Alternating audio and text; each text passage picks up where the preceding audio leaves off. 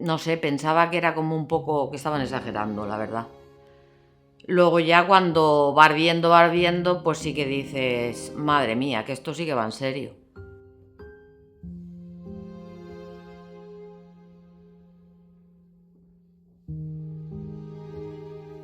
Pues la preocupación era, aun a pesar de que no me juntaba con nadie porque había me preocupaba contagiar a mi familia.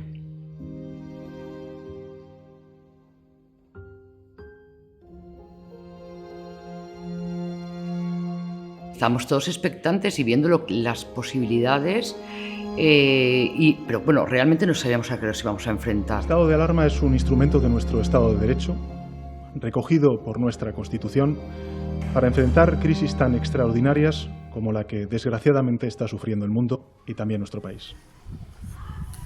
Atención, atención, les habla la policía local. Se requiere a los ciudadanos que, sin causa justificada, se encuentren en las vías y espacios públicos para que, de manera inmediata, se dirijan a sus domicilios y permanezcan en ellos. Nos encontramos ante una emergencia sanitaria grave. Bueno, pues las primeras impresiones que tenemos de las noticias que nos van llegando, creo que nos pasó a todos igual. Nos venía de muy lejos, venía de China, después lo vimos que estaba en Italia y que empezaba a haber algún caso en España. Entonces yo creo que nadie le dimos la importancia que luego posteriormente tuvo. Los problemas que nos surgieron cuando empezó el confinamiento fueron varios y además había que resolverlos muy rápido porque no sabíamos. El primero fue las mascarillas, las famosas mascarillas que en Aspe se empezaron a hacer. Que yo estaba en casa un día y Antonio me dijo, te voy a pasar el teléfono de un chico que propone hacer mascarillas. Todos sabemos que no se encontraban en ningún sitio, que eran necesarias para hacer cosas básicas como la compra, atender a mayores. Y nada, ese día hablé con esta persona.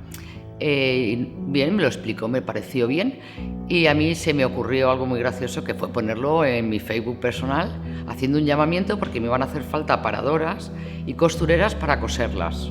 Es que no había. Entonces no era cuestión de que yo tuviera dinero para comprar mascarillas o no, porque había gente que podía comprarla con dinero, pero es que no había. Entonces lo que no hicimos nosotros es proteger a la gente que estaba en los comercios, la gente que estaba trabajando en los mercados, la gente que estaba trabajando en los supermercados, a la gente que estaba trabajando en la calle atendiendo las primeras necesidades de la calle, de la limpieza, del mantenimiento. Esa gente no pudo irse a su casa, no tenía teletrabajo, tenía que seguir atendiendo. Entonces toda esa gente tuvimos que protegerla. Mira, yo empecé a hacer mascarillas, si te digo la verdad, por egoísmo. Así de sencillo. Porque yo no dormía, no tenía ganas de comer, yo necesitaba hacer algo. Entonces, para mí eso fue una terapia. A mí hacer mascarillas me vino genial, porque yo me levantaba por las mañanas temprano, desayunaba, me ponía en la máquina, hacía mascarillas, me dolía la espalda, me cansaba y yo por la noche dormía. Hay veces que estaba a las 10 o las 11 de la noche haciendo mascarillas, que yo le decía a mi vecina, Inma, ¿te molesta el ruido? Me decía, yo no me entero. Lo primero que hizo la concejala de Sanidad, Yolanda Moreno, fue llevarse muestras de las telas que podían servir para usar como mascarillas para que se evaluase por parte de los responsables del hospital donde ella trabaja, en Alicante, si serían convenientes esas telas para poder usar como mascarilla. Pues mira, a nosotros nos traían 2 telas, las cosíamos y luego le hacíamos unos pliegues así, 3 pliegues así. Más o menos. Y lo volvíamos a coser con la goma. Pero ya nos venían cortadas. Luego ya una vez que estaban hechas, tú avisabas por WhatsApp y se hizo un grupo. Entonces, o Antonio de Protección Civil o Yolanda venían y se las llevaban. Se determinó que en cada vivienda se dejaría una mascarilla, habían 3 tipos, o más pequeña o mediana o la, digamos, estándar, dependiendo de la edad de los residentes en esa vivienda. Pero bueno, nosotros en relación al padrón se hizo un reparto completo de todo el pueblo, de todo lo que es el casco urbano y las urbanizaciones. Claro, con esta pandemia nos ha hecho ver que hay una parte importante, ¿no?, de cuidados de higiene, cómo hay que desinfectarse o cómo hay que lavarse las manos, medidas de limpieza. Todo había que desinfectarlo, pues incluso al principio que empezamos a también coordinar limpiezas de toda la parte de la población. Entonces, pues todas las zonas de juegos infantiles, parques, las calles, por la parte del Ejército de Tierra, que vinieron en varias ocasiones también. Iban por distintas poblaciones, vinieron también aquí a Aspe, y nos dijimos nosotros, vale, pues esto ellos pueden venir muy de vez en cuando. ¿Qué hacemos nosotros?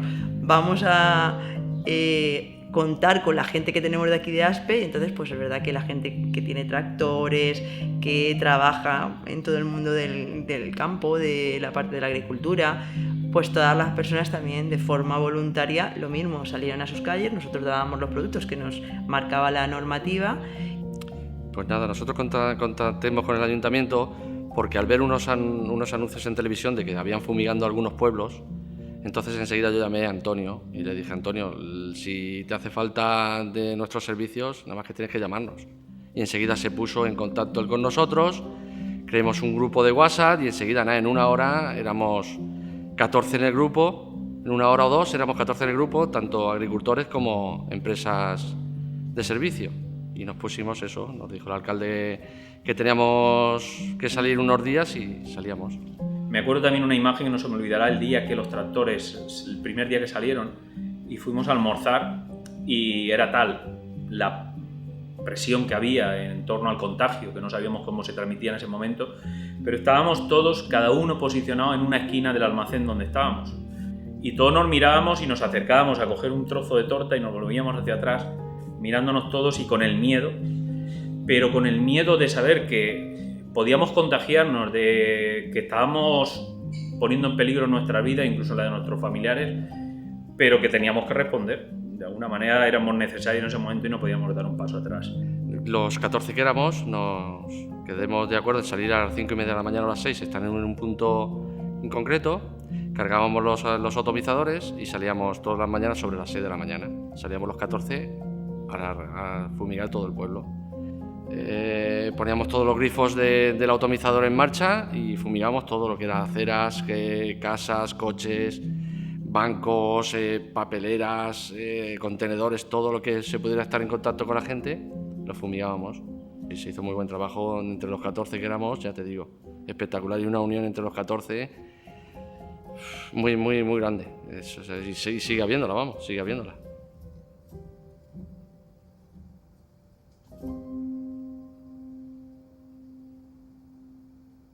Y algo que también se hizo muy rápido, que se tenía que atender, eran las personas que se quedaban sin trabajo, que iba a ser todo el mundo sin trabajo, y que había que atenderlas, porque aparte de atender a las personas que siempre se atienden desde servicios sociales, había que atender a nuevas personas que nos llamaban y que no llegaban no tenían nada ahorrado para llegar hasta que el ERTE les llegase. Como se quedó de la noche a la mañana mucha gente sin trabajo, pues le daba vergüenza venir. Nosotros hemos venido, mi compañera, aquí a cualquier día de la semana a darle una familia que le daba vergüenza venir. Eso se fue aumentando hasta 75 familias que tenemos ahora, más de 250 personas. Pero es que no ha bajado.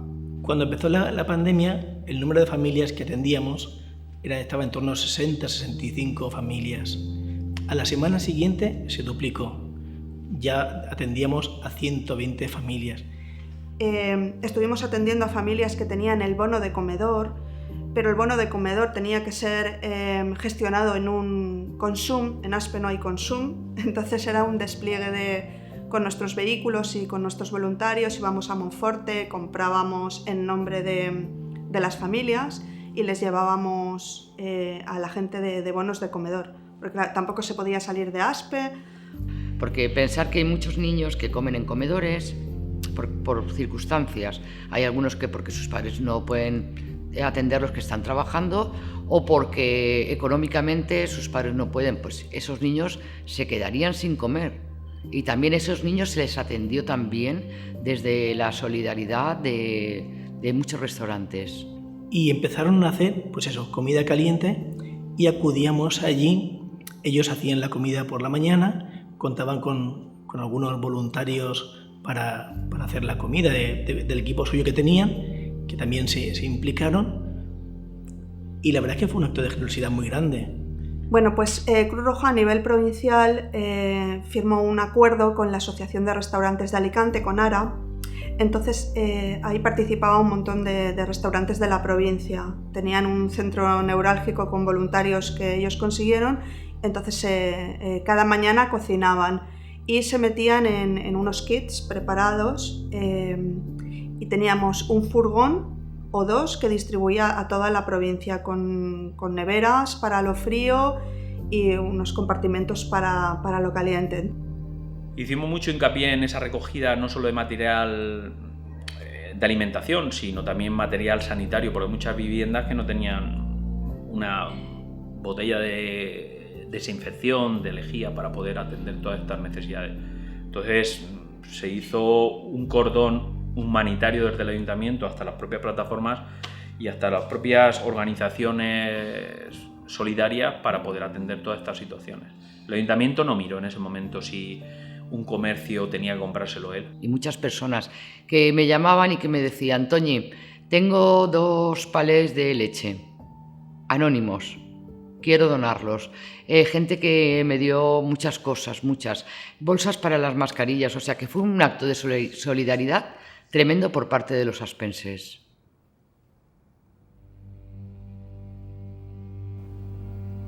Tuvimos un periodo de mucha incertidumbre, lo vivíamos con mucha incertidumbre, porque no teníamos las cosas, bueno, nadie lo tenía claro, ¿no? Nadie tenía claro cómo se iba a desarrollar esto y cómo iba a avanzar en el tema de todo el tema de la enfermedad. Teníamos mucho miedo, mucha incertidumbre por el tema de que, bueno, pues habían personas de mucho riesgo. Nosotros teníamos personas con grandes riesgos. Tampoco sabíamos cómo iba a afectar a las residencias, a las personas mayores, porque era todo desconocido para todos. Sí que nos creó mucho miedo, mucha incertidumbre, porque no sabíamos lo que iba a pasar. De hecho, nosotros, una semana antes de que se declarara el estado de alarma, nosotros cerramos la residencia. Llegaron las pautas y llegaron los protocolos de consellería, pues eso, el centro de día cerró y ahí implantamos el teletrabajo para todos los profesionales y una asistencia de videoconferencias para poder hablar con todos los usuarios todos los días. Teníamos divididos a los usuarios y los profesionales se ponían en contacto con ellos y sus familias. Eso, el tema de distintas patologías que te pudieran surgir, aparte de las físicas que sufrieron muchos, se le volvieron a reproducir cuando ya habían perdido bastante, y las formas de relacionarse, la forma de hablar, la forma de... pues eso se fue perdiendo un poco, pero bueno, pues ya hemos ido recuperando algo. Adquirimos tablets, entonces hacíamos videollamadas a los residentes con sus familias para que no fuese solo siempre la comunicación por WhatsApp de decir todos los días están bien, no ha pasado nada, no, para que ellos lo vieran también en persona. Entonces pues cogíamos cada día cierto grupo y individualmente hacían su videollamada con su familiar. Hacíamos vídeos. Por ti, por ellos, quédate en casa. Y luego por parte del ayuntamiento en el tema de desinfección de la residencia. Al principio, bueno, los primeros días tuvimos aquí a la UME, que era pues algo... es que claro, son cosas que no hemos vivido. Entonces pues tuvimos a la UME que desinfectó toda la zona y todas las semanas, mínimo 2-3 veces, venían desde el ayuntamiento a hacer toda la desinfección de toda la zona externa. Además eso ha sido hasta hace... o sea, primero sí que era con más frecuencia, luego menos, pero en ningún momento han dejado de venir a hacer la desinfección de la zona exterior de la residencia.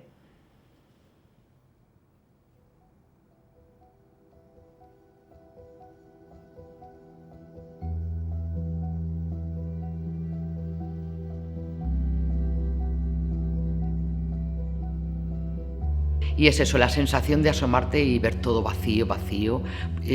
Íbamos por los polígonos, también repartiendo mascarillas y no encontrarte a nadie, encontrarte a la policía. Era la única persona que te encontrabas, a alguien, pero luego por la tarde ya no encontrabas a nadie. Entonces una sensación muy extraña, muy extraña. Yo al principio ni me lo creía. Pensaba que era... no sé, que no estaba pasando. Yo realmente, en mi corazón, yo veía que no estaba pasando. Y yo, claro, ver las calles que eran vacías, no había coches ni nada, pues claro, notabas que sí que pasaba algo, ¿no? Y claro, yo seré egoísta, pero me sentía bien. Me sentía bien porque dices, qué soledad, qué tranquilidad, que veías, es que no veías un avión, no veías nada, ni un coche, nada. Tenía una sensación muy buena, pero claro, a la misma vez tenía una sensación muy mala por lo que estaba pasando, porque estábamos confinados obligatoriamente, estábamos ante una pandemia que no sabíamos lo que iba a pasar. Yo creo que hay muchos héroes. En este caso hemos siempre focalizado en los sanitarios, que eran los que estaban en primera línea de fuego, pero yo creo que la gente que estaba en los comercios, la gente de protección civil, los cuerpos de seguridad, la policía local, que hizo un papel pero tremendo. La protección civil fue jugándose la vida a atender a las personas que estaban en su casa. No sabías por dónde te podías infectar y mira que aquí llevábamos mucho cuidado todos. Hicimos turnos estancos, las patrullas estancas, el personal que está en los despachos también muy ventilados y guardando la distancia, pero claro, recordemos que la incidencia en aquel entonces era tan alta que claro, que no sabías por dónde ibas a venir y no sabíamos en un momento dado si lo cogeríamos el virus y contagiaríamos a los familiares nuestros. Todos los días la concejala de Sanidad venía del hospital, era sanitaria. Y lo recuerdo con dureza lo que me contaba. Porque estaba viviendo en primera línea de fuego. Y me preocupaba también su situación. Pero claro, tampoco podía frenarla de alguna manera de que no pudiera estar aquí porque de alguna manera ella quería seguir estando en primera línea ayudando al pueblo. Eso fue duro.